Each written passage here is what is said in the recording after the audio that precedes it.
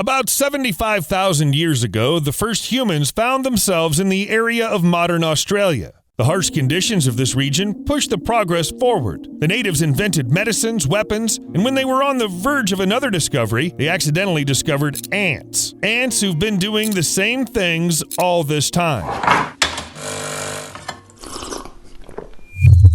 There are no weird or useless jobs in the animal kingdom. The largest marauder ants serve as a bus for the smaller ones, delivering them to the battlefield to save the energy of the warriors. Meanwhile, honeypot ants work as pantries. These ants were first described back in the late 19th century, but scientists still didn't have enough time to study them thoroughly. Well, you know how it usually happens. As soon as you find something really exciting, it turns out there's not enough information about it. The researchers did find out something. Honeypot ants belong to several genera at once, and their function is to store food for the entire colony. Apparently, future supply keepers are trained since childhood to be accustomed to a large amount of food. It's not like attending courses and getting a certificate. It's much more complicated. However, if the colony loses all its living pantries, it has to somehow adapt, so ordinary worker ants can become honeypot ants too. This will take a couple of weeks, and this transformation really doesn't happen at the snap of your fingers. After all, the honeypot ants are just enormous. How could ants come up with something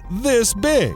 Well, it's quite logical, actually. Apparently one day they just had to deal with a drought, and so they invented a specialization that would help them survive this drought. Along with all the other ants, there were now totally new ones. People had a similar history until we started growing food. We did not need farmers. We had no doctors until we realized how to heal. Well, you get the idea. So what's inside these bloated ants? Despite the name, it's not really honey. The liquid consists of simple sugars such as plant nectar and aphid secretions. They're collected by worker ants, brought and fed to the pantries until they swell the size of grapes. Some honey barrels are more than 0.4 inches long and can weigh almost a gram. That's a lot when the weight of ordinary ants is measured in milligrams. For most of their life, honeypot ants can't even move, so they remain underground. What happens when a colony needs food? I mean, how do you open these barrels? Tony?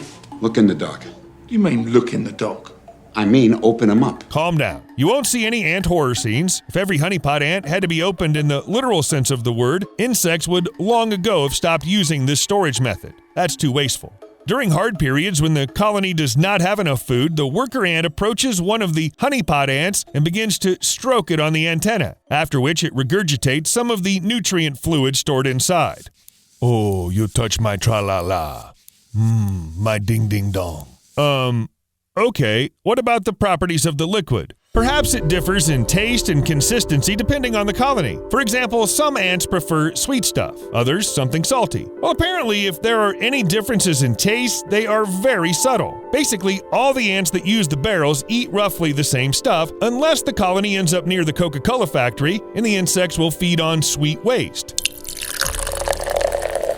Doesn't sound realistic, but this has happened before, though not with ants. In northeastern France, bees suddenly began to produce honey of totally atypical colors. The beekeeper's investigation led to an unexpected conclusion. Instead of collecting nectar from flowers, local bees were feeding on the remnants of M&M candy shells from open containers. I wonder if the taste of that honey changed. And while we're on the subject of taste, what about honeypot ants? People would not be people if they did not try to put these strange insects in their mouths. Those who had a chance to try a couple of living pantries described their taste as sweetish, while some argue that the ants taste pleasantly bitter at the same time. Some, on the contrary, claim they are sweet and sour. George sweared he got a bogey-flavoured one once. However, honeypot ants are still considered a delicacy you supposedly need to try at least once in your life. Also, it's nutritious. And come to think about it, exotic food can rarely be so enjoyable. It's liquid, warm, and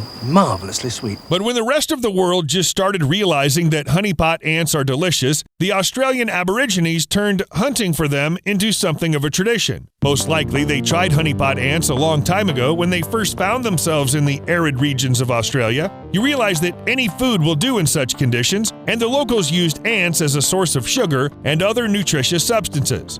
Well, why not? True, people do not bother stroking antennae and eat insects whole. Of course, the ants are probably not happy about that. They hide their supplies as deep as possible so that people couldn't come and plunder them like hungry dwarves.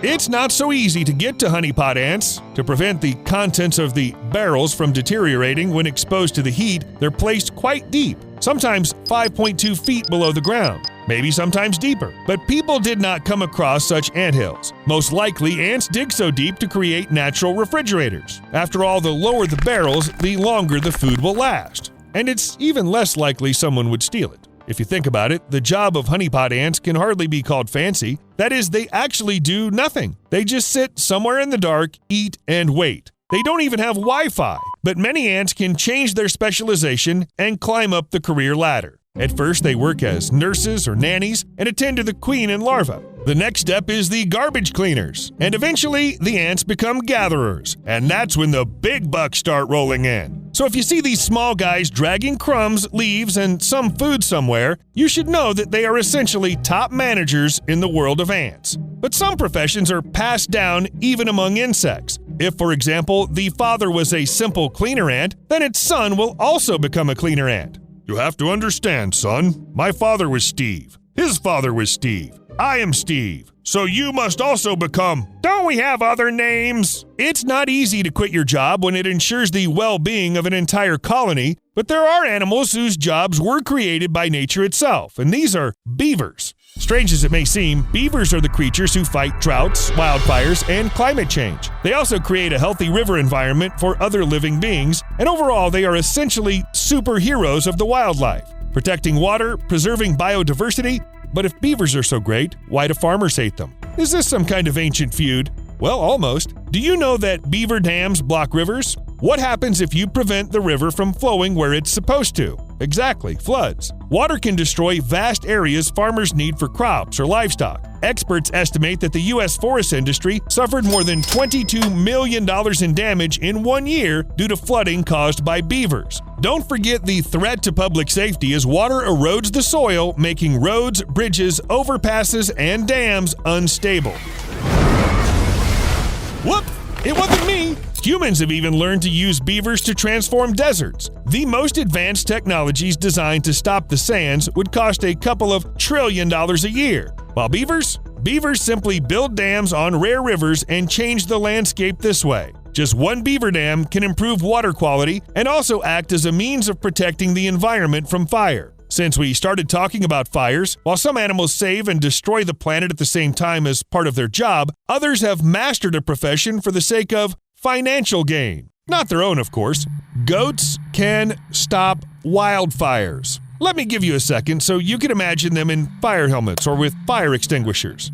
They look great. In real life, it works a bit differently. Goats and sheep are herded into fire-prone areas. There, hungry herbivores move through the land, munching on bushes, trees, and grass, and creating fire breaks. Since goats are only about 3.2 feet tall, they will graze on low-lying plants, creating a gap between the ground and higher trees. This gap can prevent the spread of fire, or at least slow it down. Sounds weird, but that works. And the goats are just perfect for this job. They eat everything, can traverse rough terrain without getting stuck in some bushes and holes, and they really stop wildfires. Not in real time, of course, but here are some figures for you. When a wildfire in Utah with 15-foot-high flames reached an area cleared by goats, the flames dropped to only 3 feet tall. And that's in the areas not heavily grazed by goats. Where the animals ate everything they could find, the fire stopped completely. It's a pity these guys can't be kept at home as fire extinguishers. See you later.